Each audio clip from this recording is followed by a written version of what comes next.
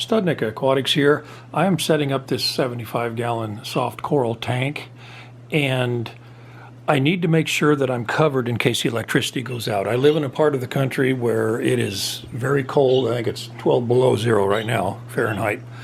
And anyway, we do lose electricity once in a while. Usually it's just for a few hours, but there have been times where we have extended outages. So what I'm doing is I'm getting this set up so that I can keep everything alive. And the main thing is you have to keep the circulation going, because if you don't have water circulating for a very long period of time, then things start to die. That surface tension gets tough and the oxygen gets tied up. So anyway, the first thing I have done, the first part of this, there's three parts. The first part is I bought two of these, and these are the Silent Air, they are Barpenplax B11. They're auto-on battery-powered air pumps. The reason I like these is that you have this hooked up to the tank all the time. You put the air stone down in the aquarium and you plug it into an outlet and then you turn it on.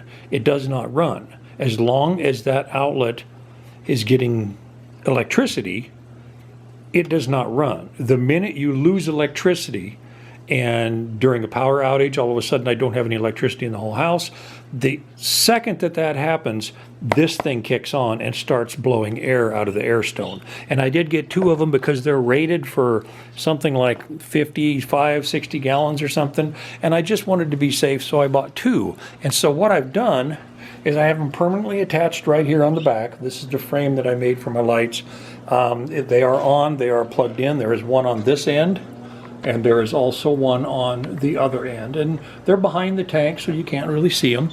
And then what I've done is I had some suction cups that had a circle on them, so I just ran that up through there first and ran that in. So I have one on this end, and I also have one down on this end down here.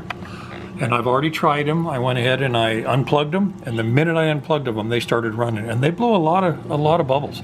And they're two brand new D batteries. I don't know how long they do run, but they do run a long time, and that will initially keep everything alive. Once I get home from work, or if I am here and I know that it's going to be a little bit longer of a outage, I'll probably keep those running anyway, because there's no harm in having those run. But the second thing that I'm doing is I bought me an inverter, and if you're going to be running an inverter, you have to be able to hook up to something. These are typically used for in a vehicle, and that's why it has this adapter here. You can plug it into your cigarette lighter, or I like this one because it also has the alligator clips that you can get, which means you can hook it straight to a battery. I have two batteries in the basement that are brand new. One is a marine deep cycle battery. It's made for trolling motors on fishing boats, and I completely went through my whole boat. It's like brand new now. I do have a series on that if you want to watch it. But anyway, I have a brand new deep cycle marine battery. They look like a car battery, but it's a brand new battery. It's really good.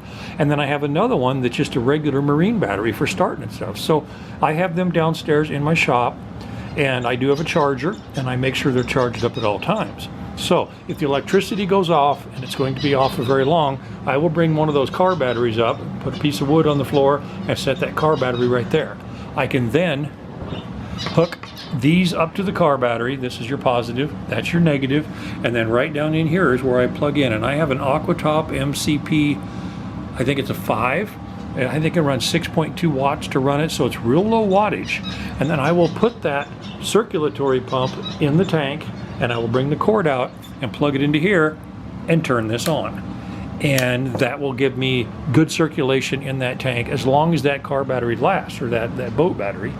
And once that one goes out, then I can go get the other boat battery too. So I'm really curious how long they will run with just a simple little 6.2 watt circulatory pump running on them. I mean, I can put that trolling motor on my boat, and I can use my trolling motor for 10-12 hours a day, and I can use it for 3-4 days before it goes down. They're made for that kind of thing. So what I'm going to do is I'm going to get an aquarium, I'm going to fill it with salt water, I'm going to put that circulatory pump in there, I'm going to hook this thing up to it and hit a timer, and I'm going to see how long it does last. So that is the stage 2 of electricity going out in order to save my corals. And I know I don't have much in there now, but someday it's going to be a flourishing coral reef. And the third thing is I do own a generator. I have a pretty good size generator. It's made for a fifth wheel camper. It's fairly new. I do own it, but it's in Colorado. So my son and I, someday when the roads are good, we're going to get up real early in the morning and we're going to go on a road trip and we're going to get my generator back. It's my niece and her husband have it, and they was always going to bring it back, and they never did. It was attached to the camper when they bought it. So anyway, I'm going to go get that generator. I'm going to build I have a cement pad outside of my house. I'm going to build a box around it that's weatherproof, that's vented for exhaust and stuff. And then if the electricity is going to be off very long, I will run a heavy duty cord right through that window. Just open the window a little ways, run that cord in there, and then I can come in and then I can plug anything I want. I could run the whole system then. I could at least run, you know, the return pump and the heater is what I would probably run on that. And frankly, I could run it that way for, you know, forever, as long as I keep putting gas in the generator. So you have to take precautions, and these are really nice. I really like these where they automatically turn on, and I could show you how much bubbles you do get on that, because right here is the one, and I have it all hooked up. It is turned on, but since it's plugged in, nothing's happening. So you reach back and you kill the power as if the electricity went off, and there it is.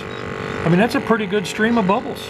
That's really good. So, and the minute the power comes back on, it goes back off, and I have one on each end. So I think it's a good way to go. I have a plan. I think it's going to work out really well. So everybody should have a plan for when the electricity goes off, and if nothing else, pick up one of these. This is Studnick Aquatics. Thanks for watching.